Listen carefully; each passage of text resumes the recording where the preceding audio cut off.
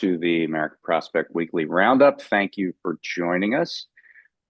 It is 11 days until the 2024 presidential election. We're going to talk a lot about that, not just the presidential race, but some of the down ballot races that have been going on. We did a lot of reporting out in the field that we brought to you this week. I want to go to our guest, editor at large, Harold Meyerson. Harold, how you doing? I'm doing well, and I'm one of your fieldies reporting on races in swing states or down ballot. Indeed. So let's get right into it. On previous episodes of this show, we have asked people to donate to get us around the country, so we could look for ourselves at what was going on in some of these key battleground states and key battleground races. And you came through, and hopefully you think that we came through because this week, I believe we had 10 different pieces that ran this week, all in the field on one piece of the election or another, and we have more coming next week as well.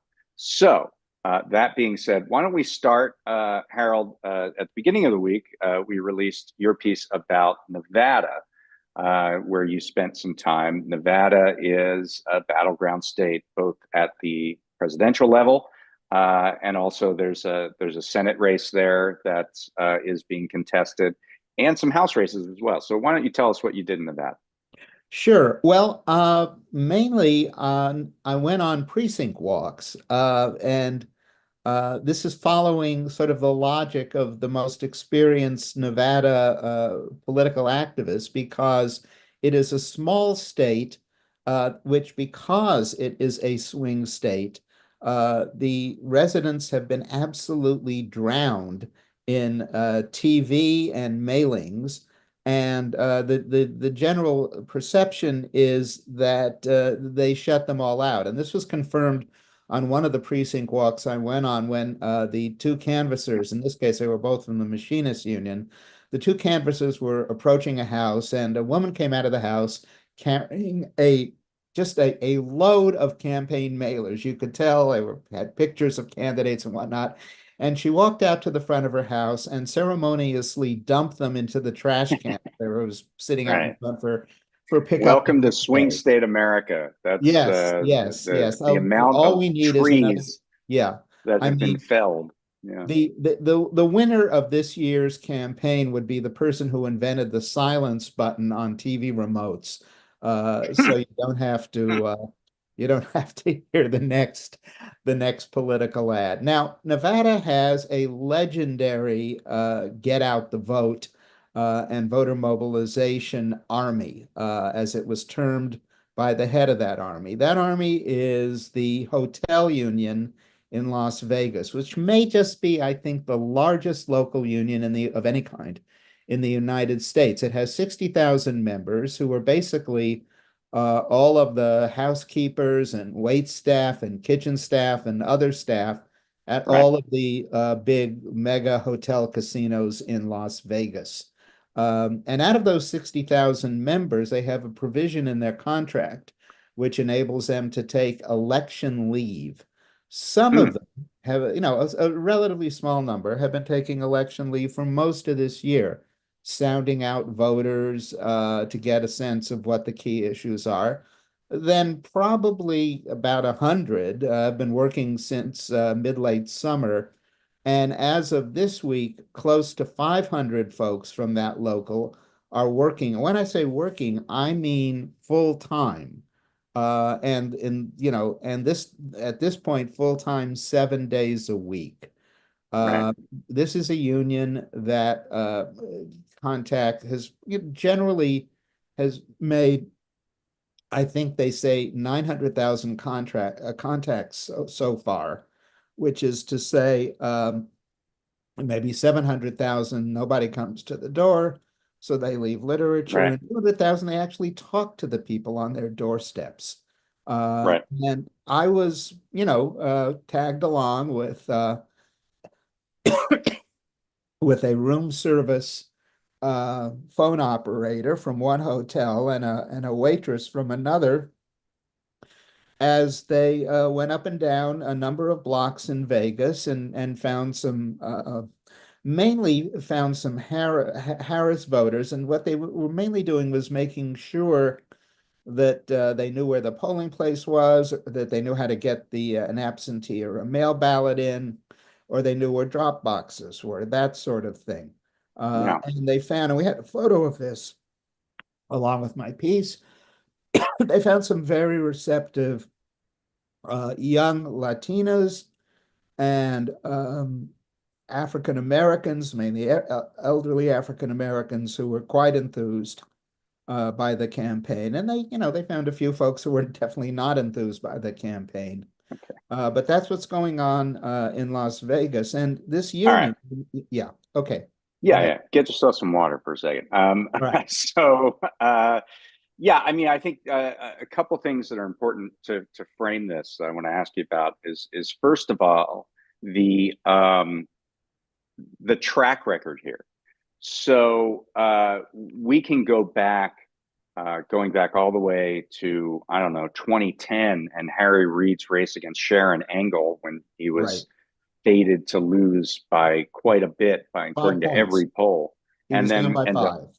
yeah, and then won the race, all the way up to 2020, where Unite Here was pretty much the only union and one of the only organizations at all on the Democratic side that was doing any canvassing during COVID.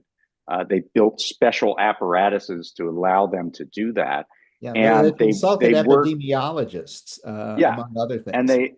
they did so in three states: Nevada, Arizona, and Pennsylvania, which is also where they're going to be this year, I believe. If you take away those electoral votes in those three states from Joe Biden, who won all three of them, he would have had 269 electoral votes. So one less than what he needed. So we can say that Unite Here's effort was instrumental to Biden's election victory in 2020. So when we're talking about this union and what they're doing, it's not theoretical, like, hey, maybe this will work. It's got a proven track record. And the other thing that's interesting about it that I want to ask you about is they aren't a lot of unions when they do their canvases, they specifically target union households, which obviously is what 6% of the electorate, or if you're 6% going of the private private sector, sector. Yeah, yeah, and 10% of the total electorate, right. or the total population, not necessarily electorate. Um, but Unite Here actually canvasses everybody. So I mean, talk about the track record and their methods. Yeah, absolutely. They understand that they have the heft, that they have what Ted Papageorge, the head of that local, terms an army that has a capacity to do that kind of turnout, and that reached half of Nevada's Latino and Black registered voters in 2020, and a third of their Asian American voters. And as you said, they're doing this big time as well in Pennsylvania and Arizona. Now, in those states, there isn't a local that has 60,000 members. There's not a local anywhere in the country of any kind that has Right, 60,000 members. So a lot of the canvassers, for instance, in Philadelphia, are members who come in from New York or Baltimore or Atlantic right, City or DC. right. Same with Arizona, because a lot of them come from Southern California and some even from Texas. But they're knocking on all the doors, and they have this really sophisticated. I was reading some accounts of some of the Republican ground game, which still has Hmm, folks walking around, visual aid, with hmm. Yeah, pen and pencil. They have the most sophisticated on their phone ways to categorize voters, ways of what they left, what those voters' main issues are. And they have the capacity at the end yeah. of This every day to aggregate all this data and perhaps switch some nuances in certain neighborhoods or even print new literature this is, really probably the state-of-the-art ground game in the country. And if there's one thing we know looking at the current polls, the Democrats need a state-of-the-art ground game. Yeah, 100%. That was really fascinating. The thing I learned in your piece that they actually can change Yeah, their messaging day to day based right. on the feedback that they're getting. I've never heard of that before No, this was the first in time I've terms heard of of it literature. too, and I was Yeah, blown away just like you were. yeah, amazing. Okay, so that's Nevada. Obviously, a really important race in the presidential election. Why don't we do mine, and then we can Yes, talk about you some of went the to other pieces. Montana. Yeah, I went to a place that was not instrumental in the presidential election. In fact, Donald Trump is probably going to win that state by anywhere between 17 and 20 points. But it's instrumental. It's instrumental to the future of Democrats in the U.S. Senate and to a lesser extent the House. And so I went to Montana, and one of the stats I heard really cemented why I went to Montana. So in 2008, every single statewide officer in Montana after the 2008 election was a Democrat, except for one, and that was the at large House seat. At the time, there was only one House seat. Today, there are actually two, but we'll get into that. If John Tester loses on November 5th, it would be a complete flip. It would be all statewide officers would be Republican. He is currently the only Democratic statewide officer. So, what happened in those intervening 16 years to go from almost all Democratic at the statewide level to almost all Republican in a state that has been pretty consistently Republican at the presidential level, even though in 2008, Barack Obama got within, I believe, 2 percentage points of winning that state. So what has happened? Some people have called it the Yellowstone effect. There has been a major demographic shift in Montana. A lot of out-of-state, wealthy people seeking ranches and the big sky life have come in simultaneously. Younger people seeking opportunity have gone out. So the net effect has been to do two things. One, to make the state more conservative because the residents coming in on net are more conservative. And two, to make it less tied to the legacy of Montana. Montana actually has had a history of prairie populism. It's had a history of skepticism toward Eastern banks, towards corporate power, towards out-of-state money. Montana, 100 years ago, banned corporate money from elections, and that held up for 100 years until Citizens United. It was Um, also a state. It was also a state with a militant labor movement. The Western Federation of Miners, who were close to the Wobblies, were, if anything, centered in places like Montana, and that was part of the Indeed, legacy, which is long and and gone. that and that was because the economy at that time was largely about the extraction of natural resources. Right, I get into the piece about the Copper Kings who right. controlled the mines around Butte, Montana, which was one of the richest cities in the country at the turn of the century in the 1900s, 1910s. And there was a major series of labor fights around mining, basically around sawmills and other things that supported mines, and what grew that labor movement. That labor And if you movement want now to is read about reduced. that, that is sort of the background of the great the father of hard-boiled detective novels, Dashiell Hammett, who was a Pinkerton agent at the time in Hmm. Montana. And this is one of the things, what he saw, one of the things that essentially drove him to communism, which was his politics for the rest of his life. Hilarious. So yeah, I mean, now we have a labor movement in Montana that is confined basically to state employees and teachers, and that's pretty much it. The mining interests, to the extent that they're even still there, are mostly non-union, and so that combined with this demographic shift.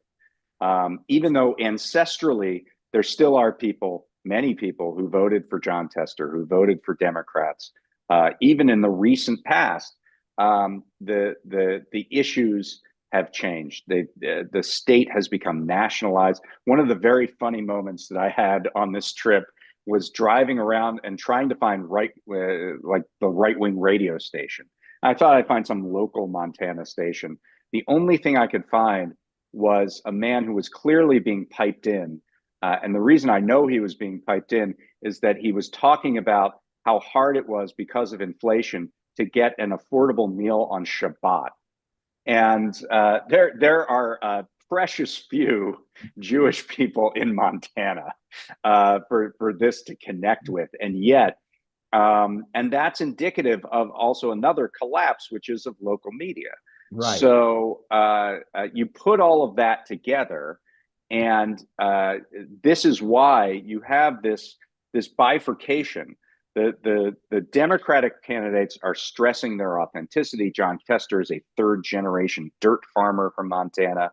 Monica Tranel, who's running in the U.S. House, the Western Montana district, was wearing a shirt in this parade that I went to in Missoula that said "Montana till I die." The authenticity on the Democratic side is very palpable. That's what they stress. That's the kind, and they talk about local issues like public lands and affordable housing, which become a huge issue because this huge influx of people, which is why Montana got a new congressional district, has really risen the price of housing. It's what most of the people I talked to were talking about, how much housing costs in Montana now. So that's the Democratic side. And on the Republican side, practically everybody running for statewide office is a wealthy out-of-stater who made their fortune elsewhere and came into Montana. Greg Gianforte from San Diego, Matt Rosendale, one of their House members, a real estate guy from Baltimore. Ryan Zinke was born in Montana, but he then left the state, got wealthy, and his wife lists their primary address as Santa Barbara, even though he represents Montana in the U.S. House. You see this over and over again, this kind of bifurcation, and yet appealing to "I'm one of you, he's not one of us," that kind of mode of campaigning that Tester did to great effect even 6 years ago when he beat Rosendale. It doesn't work as well anymore because, first of all, there are a lot of people from out of state, and second of all, the issues have just become narrowed and nationalized. A lot of stuff about immigration. I asked somebody told me, every time I go on the doors, all I hear is about the border. I said, the Canadian border? Because, that's what borders Montana has, a huge border with Canada. And of course, no, it's the southern border. And she says, I don't know how this affects people's lives, but that's what they talk about. There are at least 5 transgender ads running on Montana television right now. And so, those dynamics are what has changed things in the state. And not just in the state, the Republicans are running transgender ads and campaigning against, immigrants coming across Oh, the sure. southern border everywhere. It's the heart of the Republican campaign right now. Just as, what was it, 20 years ago, it was this, they didn't have the transgender issue, so gay marriage was a huge issue Right. back in 2004, 2006. Right. And obviously, we're going to see if that works because it really hasn't in races previously. They appear to be going to the well with something, despite having pretty, good distances between Trump and Harris on things like inflation and the economy. But they've dropped that messaging in many ways, in terms of what they're leading with in the home stretch. I want to say a couple other things about Montana, and then we can move on. Yeah.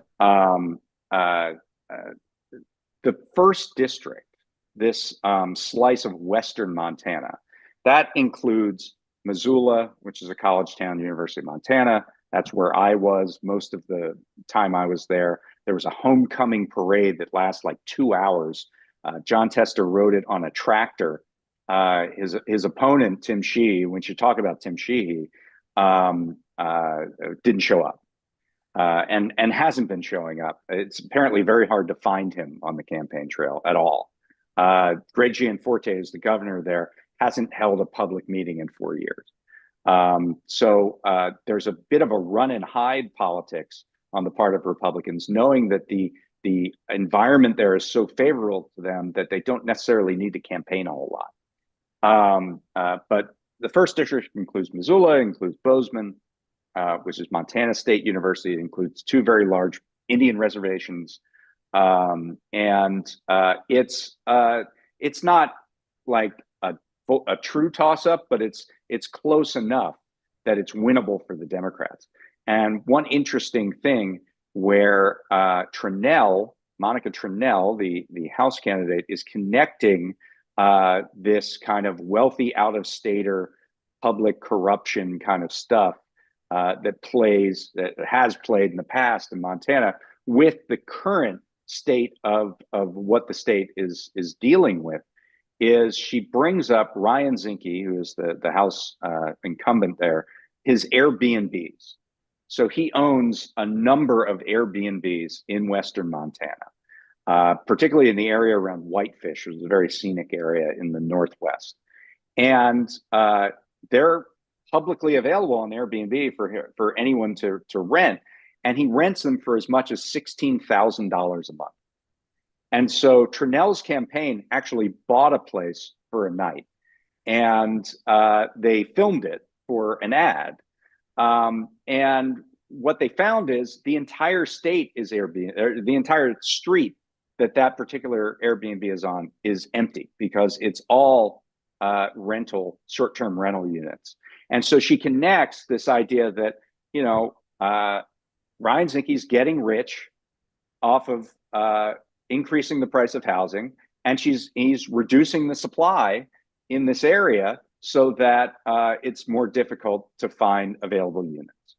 And she did actually two ads with two different Airbnbs, one which she went in and looked around at, and the other where she was outside, and Ryan Zinke was actually there at the time. And he had peers in her ad saying, "Hi, Monica." It's a very funny little moment in the ad. And she's sort of making gains on this particular issue because housing is very important to Montanans. And she connects, this rich outsider millionaire who is making things less affordable. And it's an interesting way of going about it. And polling that I've seen shows her tied. There's a really good chance that she could have found a way back for Montana Democrats here. Well, this is also perhaps the number one issue back in Nevada. In 2022, during the midterms, when the hotel union had one of its mega, canvasses, they found that the issue of greatest concern to Nevadans back in 2022 was the cost of housing. And they did some research and found that in some neighborhoods in Las Vegas, as much as 40% of the housing is owned by private equity companies, by the Blackstones of this world. And that they take these homes off the house market, rent them out, and that by reducing supply raises the price of housing. And Papa George was telling me that he made this, brought this forcefully to the attention of the Harris campaign. And during one dinner I had in Nevada in some sports bar where I was watching the Dodger Mets National League playoff, a Kamala Harris ad came on, and it was directed at how she would stop Wall Street from buying up homes and raising prices. So this is a major issue in any number of states, because the cost of housing obviously is one of the major issues actually in this election. Let me also add about Montana that it's a relatively small state that it has a few million, about a million, most 1.1 million residents. And so when a number of young people move out and a number of rich people move in, it doesn't take a wave either way to change the politics of the state. Right. Similarly, if you look at what's happening across the prairie states and some of the mountain states, you see this phenomenon, and certainly it's been a major factor in moving Iowa to the right, of Yeah. young people leaving for, job opportunities elsewhere and leaving sort of the older residents, who become a higher share of the electorate. So that's one of the issues in the shifting, population and shifting politics of those states. The other thing I should just point out, obvious, but I don't shun making the obvious points, is that these are states without any really large cities. And, if you look at like Right. the Rocky Mountain states, well, Denver is anchoring Colorado basically in the Democratic column, but there are no comparable cities to Denver Right. I in terms mean, of size. Missoula, Bozeman, Billings, they're big relative to Montana, but they're Right. college towns. Yeah. They're not expansive in the ways that other states are. Although even though they're growing right now, because Right. they're attracting those kinds of people. I want to say a little bit about Tim Sheehy, who's this the opponent of Tester. And he strikes me as an absolutely terrible candidate. If the dynamics in place that we've been talking about weren't in place, there is no way this guy would be. I mean, he makes Dr. Oz look pretty competent. So this is a guy who's the big issue right now is that he was a Navy SEAL and he was in Afghanistan, and he claims he took a bullet during a firefight in Afghanistan, and it turns out it looks very much like he didn't. That he lied about that, a stolen valor kind of thing, because 3 years later there was a medical report that he made after visiting Glacier National Park in Montana, saying I accidentally shot myself. And so there's that aspect of it. He has a plagiarism scandal, plagiarized major portions of his own campaign book. He has a racism scandal. He called Native Americans drunken Indians in on the record, like comments that were on tape. He has a sexism scandal where he called young women indoctrinated for having this for daring to support their own reproductive rights. He had an ad that they had to doctor to blur out a shirt that he was wearing because it was from an organization that supports privatizing public lands, which is a huge issue in Montana. He has a firefight company that has lost millions and millions of dollars, and he quickly resigned from the company, and his employees sued him because they said they weren't being paid. You can go on and on and on. He has a cattle ranch in the middle of Montana that he charges people thousands and thousands of dollars to hunt on his land, which is a huge no-no in Montana. That's only a partial list of what this guy has dealt with. And as I said, he doesn't campaign a lot. He has kept out of the spotlight, and it's really just sort of an ad war. And by the way, Democrats are leading in that ad war on the air. There are many more Tester ads than Sheehy ads on television. There is much more organization talking about the ground game. The spokesperson for the Montana Democrats said that they had knocked on 375,000 doors as of the beginning of this week, so 2 weeks before the election. There are only 440,000 households in Montana, so they have knocked on almost every door. In any other, if you look at sort of the objective fundamentals here between those two candidates, you would say, well, Tester's probably leading, but of course he isn't. And the polls show him down anywhere between 5 and 8 points for all the reasons that we previously discussed. I should So, add, in Nevada, generally there is a Senate race. Jackie Rosen is opposed by a right-wing Republican from the Faith and Family Foundation, Sam Brown, which is an organization that mainly opposes abortion rights and LGBTQ rights, which are not Mhm. exactly popular positions in a libertarian state like Nevada.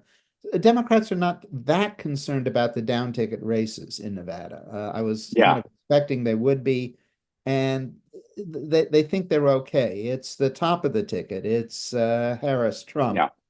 that has them feverishly knocking on every known door. Well, let's talk about the ground game in a couple other states where we had races, where we had reporters on the ground. First being Wisconsin. Emma Jansen, our writing fellow, was there, and she sat in on an organizing meeting that Wisconsin Democrats in Eau Claire were holding to see, how they were thinking about the race, what they were and they talked a lot about those wedge issues, those hot button issues that the Trump campaign was coming with, and how to counter them, how to understand how to fight back. But it seemed like a lot of organizing was going on. Obviously, we have in Wisconsin the head of the Democratic Party, Ben Wickler, is very energetic, and they do have a lot of activity going on. You contrast that with Pennsylvania, where we had someone on the ground because he lives there. Ryan Cooper, our managing editor, lives in Wilkes-Barre, where he talked about the differences between what he was seeing from local Democrats and what he was seeing from local Republicans, which is almost nothing. That and there's a bit of a history here. There's been a lot of reporting on this. The Republican Party, the Trump campaign, essentially outsourced their canvassing, get out the vote efforts first to a youth organization called Turning Point, which was based in Arizona and didn't really have any experience doing canvassing or turnout operations like that. And then that it has been sort of outsourcing of the outsourcing to Elon Musk and his America PAC, which has spent enormous amounts of money, but with uncertain results. Apparently, the Trump campaign is looking at low propensity voters rather than trying to hit every household. And so, on that front, it is possible maybe that you're not seeing the effort because it's very targeted. But it doesn't seem very targeted when Ryan Cooper, who's, works for the American Prospect, is Our man getting in Wilkes-Barre, yes. is getting tons of mailers for Republicans in his mailbox every day, even though he is listed as a pretty reliable Democrat. So there seems to be some mistargeting, and there seems to be some missing targeting going on, at least anecdotally in that part of Pennsylvania, which is a Now, very swingy area. yeah, I think there have been reports that the Musk operation is paying canvassers essentially what, $30? Up Uh to $30 an hour, yeah. yeah, yeah. There is an issue here. Generally, the ground game, any ground game, is most effective when the person knocking on your door is a local. He or she goes to the same supermarket you go to. Right, And when folks are parachuted in, there is an inherent level of right. disconnect if they actually have to talk to the people on their doorsteps. And so In fact, here in recent again, years, just to build on this, in yeah, recent years, there has been a new trend towards what is called relational organizing. right, And that is where you actually look at the canvas sheet and you figure out whether you personally know the people on the canvas sheet. And if you do, then you take up talking to those voters. You own those voters right. for the duration of the election. And we've seen the Harris campaign pick up some of this. It's interesting. There's a guy named Sri Kulkarni who was, he was a House candidate who almost won a very Republican seat in Texas back in 2018. And he did a lot of this relational organizing. He actually had phone banks going in 10 different languages in a very fast growing immigrant area in Texas. and he's working for the Harris campaign and doing some of this relational organizing, which is very interesting. But you know, that is a far cry from paying people. Right. I remember when it was, I believe, a Ted Cruz race, and there was doorbell sort of ring video of this organizer doing this, canvassing for Ted Cruz, and the person comes to the door and says, Ted Cruz is a jackass. And the person canvassing says, "Yeah, I know. I'm being paid." I agree with you completely. Full But this disclosure. is Well, a you know, the job. origins, the first ground games in American politics were the old big city machines of the starting in the mid about 60% of the way through the 19th century, Tammany in New York being the example. And these guys would be permanent. They were called ward healers, and that's Yeah, healer Heel, not Heal, because they kept walking around the ward. They're seeing what the different constituents' needs were. They were trying to get them somewhat addressed through the right. machine, which controlled local government, in return for which, they just wanted your vote. Now, I mean, that was at one and the same time, that was state of the art, sort of. And yet, Tammany won a lot, but they still lost a bunch of elections too, which Right. which gets me to the greater point of this election, which is that yes, the Democrats clearly, through all their allied organizations, have a much bigger ground game. Ryan Cooper is certainly emblematic of this. Have a much bigger ground game than the Republicans. How much will it matter? Well, if you know the New York Times poll today had it 58-58 nationally. Uh, 48, 48, but yeah. 48-48. Yes, 58-58 doesn't make much sense, does it? If it's that close, clearly it matters. Will it be decisive? We Right. don't know. We have a question in the chat from Steve asking for a recommendation on a book on the topic of, I guess, Tammany Hall and ward healers, and that level of organizing back in the day. I'm almost certain that you have one. Well, the definitive and great, and it's one of the most pleasurable books one could ever read is Plunkett of Tammany Hall. George Washington Plunkett was the head of I think it was an alderman, but he was the head of a region of Manhattan, Hmm. and he would get his shoe shined every day, and a enterprising reporter, this is around 1905, I think that's when it came out, just sat with him and took down his wisdom on how to turn out the vote, how to profit from what Plunkett called honest graft as opposed to Right. dishonest graft.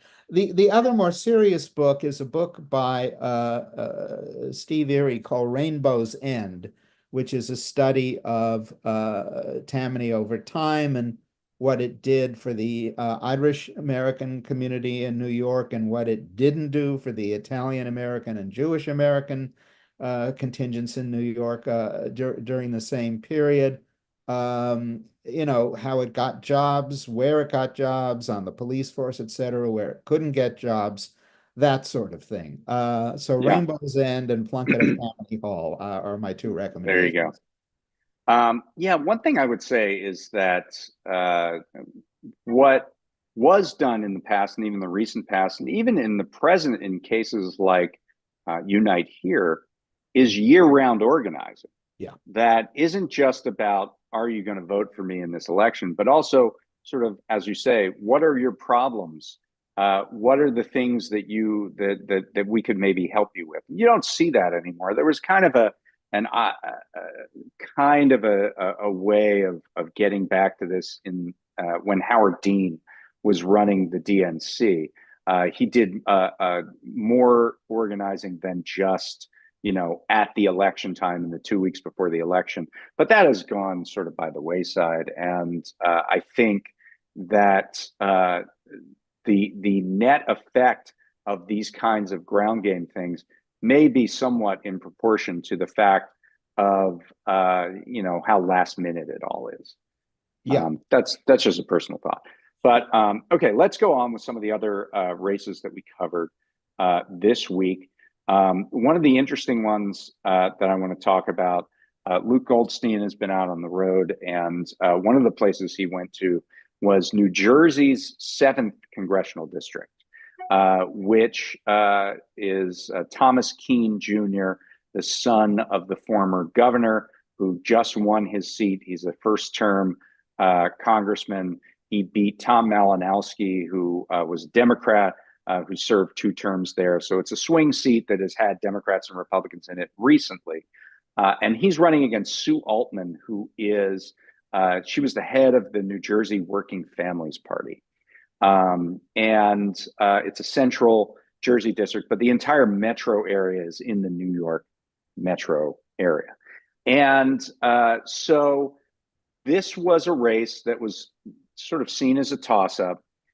It was on everybody's sort of, the Cook Political Report does these House race rankings where it says if it's a toss-up or it's lean Democrat or lean Republican.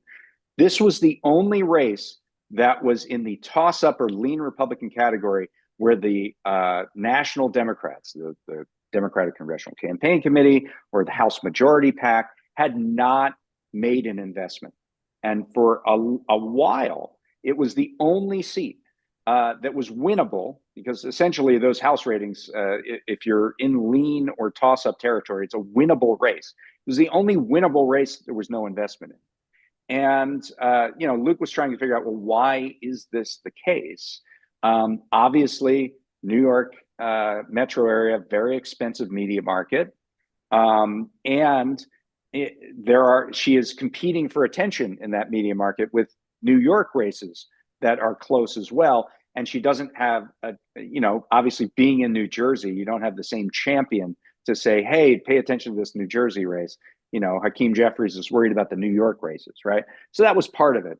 But the other part of it was that this is someone who represents the New Jersey Working Families Party, or did for a while. And it fell into this pattern of progressive candidates who win primaries, sometimes against the establishment favorite, and then don't get support in the general election and then narrowly lose the general election. So there was one in 2018, Kara Eastman in a Nebraska district. She didn't get any kind of support in the general election, lost by 2 points. 2 years ago, Jamie McLeod Skinner, a swingy Oregon district, didn't get any support in the general election, lost by 2 points. So you can see this pattern. But as Luke was going to write this story, House Majority PAC came in with $4 million in this race. So they obviously relented and showed that, a progressive who, has the right take on various issues and is clearly gaining traction in the district, is worthy of support from establishment Democrats. So that's what we're seeing. And in particular, worthy of support when the House is in play and they cannot afford to ignore a potentially winnable seat. The other thing is that one of the ways the Working Family Party has defined itself in New Jersey is critical of the old line Democratic machines, the old Norcross machine in Jersey. And they, along with Andy Kim, were the people who raised the issue of the Democratic county chairman being able to determine your physical place on the ballot. And if he didn't like you, you would be on page 23. And it was such an outrageous issue that, eventually they won that fight. But there were no doubt significant elements of the New Jersey Democratic machine. I'm not talking about rank and file people. I'm talking about the people who materially profit from this machine, who are not exactly Sue Altman fans. Yeah, I think that absolutely played into it as well. Norcross, of course, the specific Norcross, George Norcross, is under indictment now for his, some of his business dealings in Camden County. I think that played into it as well. So you have the combination of this sort of national trend where progressive win primaries and then struggle to get national support, and then a local trend of the dynamics in New Jersey. And then there's this sort of regional trend where it's in the same media market as New York. And we also covered some of those races this week as well. Right. In the Hudson Valley, there are three critical and tightly contested House seats. One, I think they're New Jersey or New York 17, 18, and 19. Yeah. One held currently by a Democrat, and two held currently by Republicans. It is very true that Democrats underperformed in New York State in 2022. Some of that due to the top of the ticket, where Kathy Hochul needed support, needed help at the end to squeak by winning election as governor. I think there were something like 5 or 6 winnable House seats that Republicans ended up taking.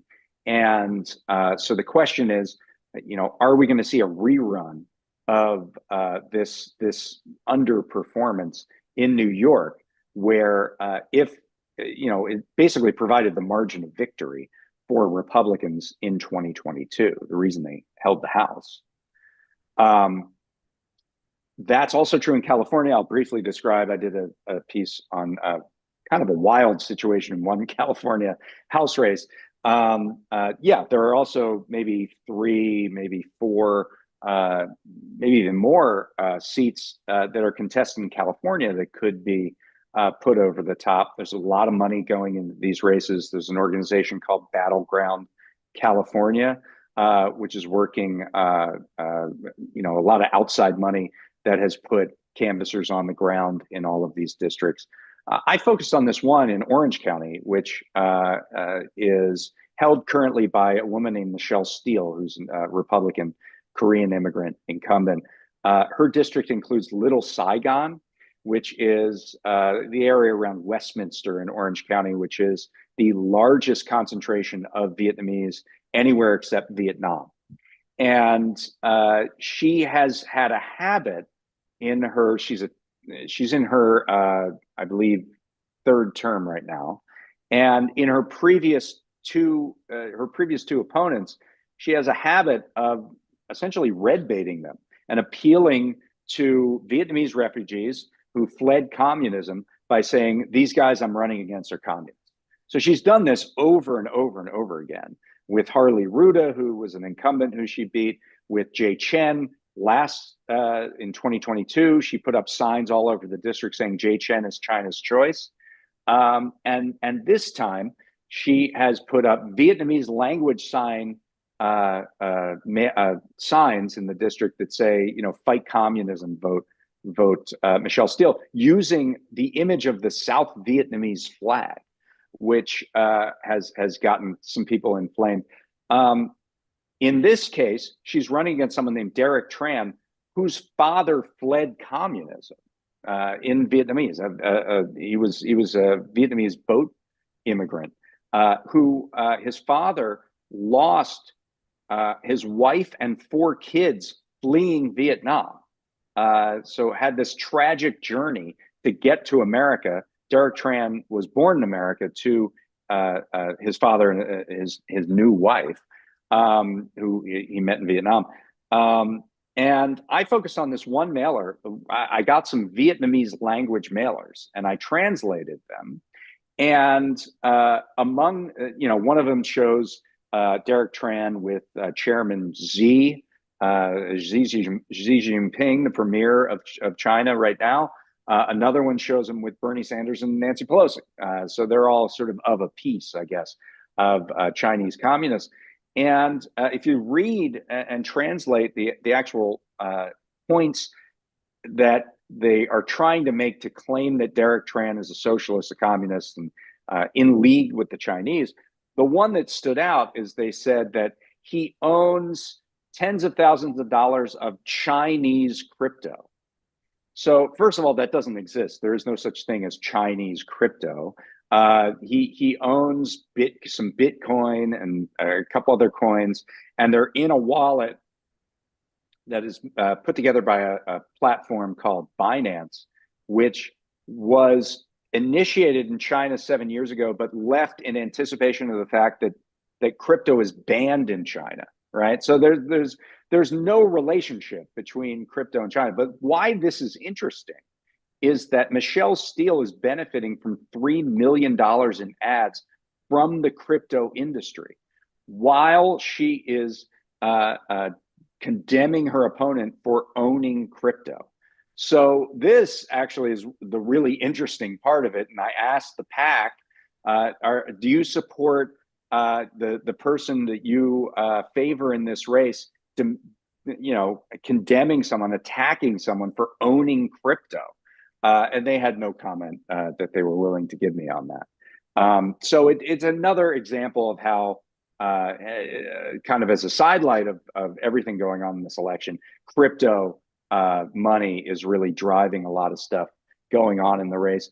And it's the money, it's not about the issue of crypto, because even the people taking the money are condemning their opponents for owning crypto. Right. And historically, of course, refugees from communist countries tend to be politicized on the right. That shouldn't be a surprise. Vietnam is no exception. Eventually, as you get to the grandchildren and the great-grandchildren, that's historically less and less the case. But obviously, the incumbent here is counting on that vote to keep her in the seat. Definitely. And however, there have been a number of pushback, including from Vietnamese language YouTubers, which is a way that a lot of, in immigrant communities, a lot of news and information is disseminated. So that's a really interesting part of this as well. And we've seen, I had a dozen different hits that were given to me by the campaign where there was a lot of pushback. I want to get to the last race I want to talk about here, because there's a really good piece, and it's up today at prospect.org. And it's about Nebraska. And maybe you could talk about, Harold, you can sort of go through what's going on in Nebraska, particularly their Senate race. Well, a number of years ago, I guess it was 3 years ago, I became aware of some bakery union strikes against Kellogg and Nabisco, and I did some coverage here. And I ended up talking to the guy who was the head of the local union in Omaha, a Right. guy named Dan Osborne, who seemed to be a really militant, serious unionist, and gave me some sense of the political lay of the land. And he was later fired. They won the strike, but he lost his job at Right. Kellogg's in Omaha, and I didn't. Then I really had lost track of him.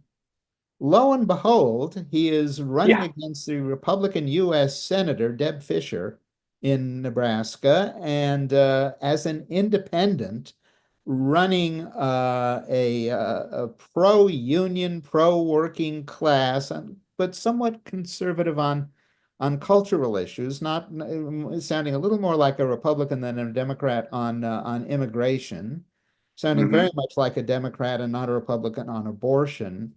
And lo and behold, he's running even. David? It's incredible. It's incredible. Yeah, I actually hadn't realized that until you told me. Yeah. Sorry about that. Must be some breaking news. I didn't realize until you told me that you actually interviewed Dan Yeah, I Osborne did. 3 years ago. I I did. just called it up. I saw it. And we actually profiled him 6 months ago. Luke Goldstein had a great piece that profiled him. Yeah, he has, he's basically, it's only those two on the ballot. Democrats are not running a candidate in this race, so it's either Osborne, the independent, or Deb Fischer. And we had someone, friend of the prospect, Austin Allman, who did a bunch of coverage for us on in the midterms on House and Senate races. He's from Nebraska. He's from Norfolk, Nebraska, and so he was back there last week, and we had him go out to a couple Osborne rallies, and also just go out to the conservative parts of the state to try to find, who is he resonating with?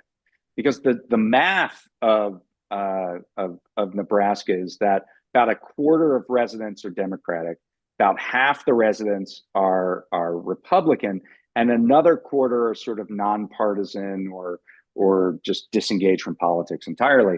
And so, in order to win, Osborne would have to get basically all the Democrats, a good bit of the nonpartisan decline to state people, and then a slice of Republicans, maybe Republicans who are in a union, which is about 5% of the electorate, or some other Trump-Obama voters.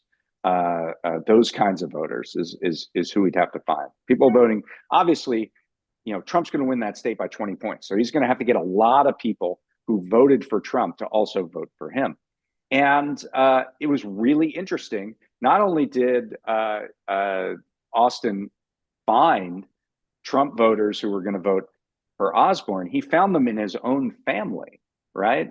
Like his aunt and uncle said, I'm going to vote for Donald Trump, but this guy's for the working man and I like him. It's just really interesting how, there's a lot of talk in the national race about what should the closing argument be here for Kamala Harris. And you've written about this too. I've written about it. Sam Greenberg has written about it for us. Right. And should it be, all of this threat to democracy stuff? Obviously, stuff has come out this week with, John Kelly, the former chief of staff of Trump, calling him a fascist and saying he admired Hitler and Hitler's generals. Should it be focused on that, the dangers of Trump, or should it be focused on economic populism and the cost of living and the issues that seem top of mind for the public in the election? And I think the Osborne race kind of shows that the economic populist model can play even in areas where people are not predisposed to voting for anyone but a Republican. Right. And there was a poll of recent released just a day or two ago that was co-sponsored by the magazine Jacobin that showed the same thing in Pennsylvania, precisely that.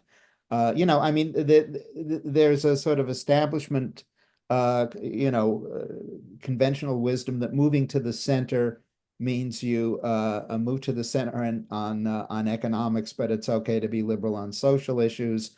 Dan Osborne says precisely the reverse. He says, I'm going to win because I'm this left populist on economics, and I'm not to the left, particularly on most cultural issues. So, that's the reality. And sometimes we have to shake Democrats to realize that that's the reality. Right. And what Austin says in the piece is that, what this would be sort of a political earthquake if Osborne to win for both parties. Right. Obviously, if he wins, you could see this model being applied to run-of-the-mill Republicans in red states up and down the line, and for establishment Democrats, the typical model of running a middle-of-the-road guy, a Ben Nelson, if you will, to try to win in these areas just doesn't work. It's not calibrated to where people are at. And so the sort of corporatist kind of agendas of both parties are really implicated if Osborne is successful. And we'll see, it's not a slam dunk by any means. And he's suffering from millions of dollars of abuse on the air right now, including a very amusing ad that Fisher put up with a testimonial from Donald Trump, who did it from his gold-plated corporate jet. Like, he didn't even have the time or interest to even, film this in any kind of non-elite area, but he does it from the plane, and they put that on an ad. And actually, one of Austin's relatives said, "This is what got me to vote for Osborne," is that he doesn't even care he's phoning it in, literally in this case. So anyway, that's just a sampling of the many pieces that we put up this week at prospect.org. I invite you to go over and look at them. We are out of time. Harold Meyerson, editor at large. Thank you very much for being with us. We will be with you again next week. Look, next week is the last weekly roundup before the election. So we are in the nitty gritty now. So it's obviously going to be a long, strange trip here in the next 11 days. And so we'll keep bringing stuff to you, that news you can use about the election for the next 11 days here at prospect.org. Thank you for being with us. This will be up at the website today, and we'll see you next week.